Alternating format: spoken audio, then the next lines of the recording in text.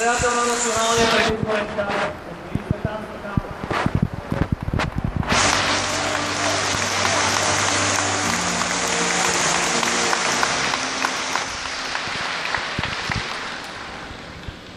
Скъпи приятели,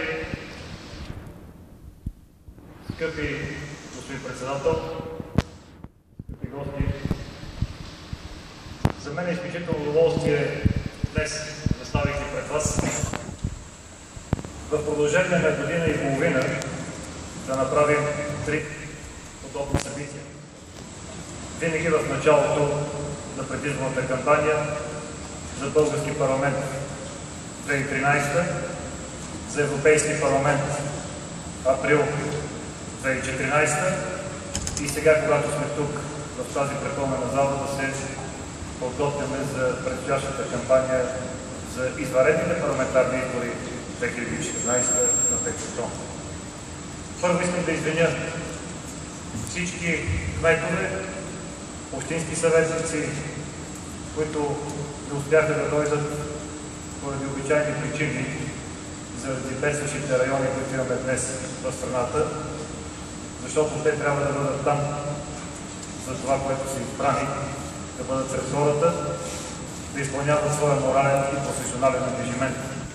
И те го правят успешно. Нека днес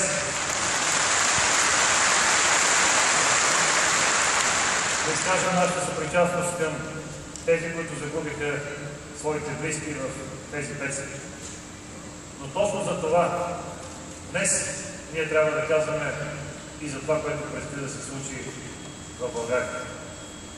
Скъпи приятели, партия ГЕРБ от последният си национален форум от февруари тази година, ние вече имаме увеличени членове в партията и те вече са 84 000 членове на Политическа партия ГЕРБ.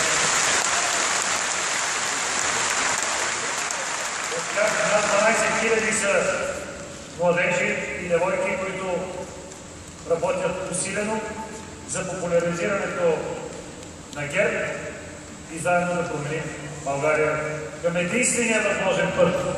Това е европейският път на България.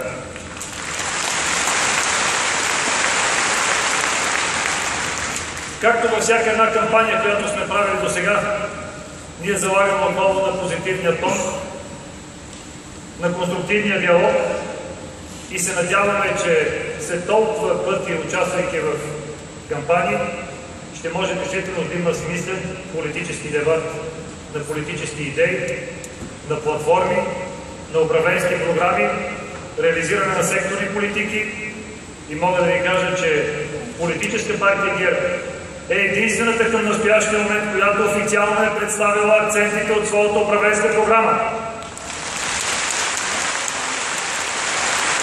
Политическа партия ГЕРБ залага на реформи, които да бъдат реализирани заедно с всички български граждани и да можем да наваксаме това, което пропуснахме за последните години и 2 месеца.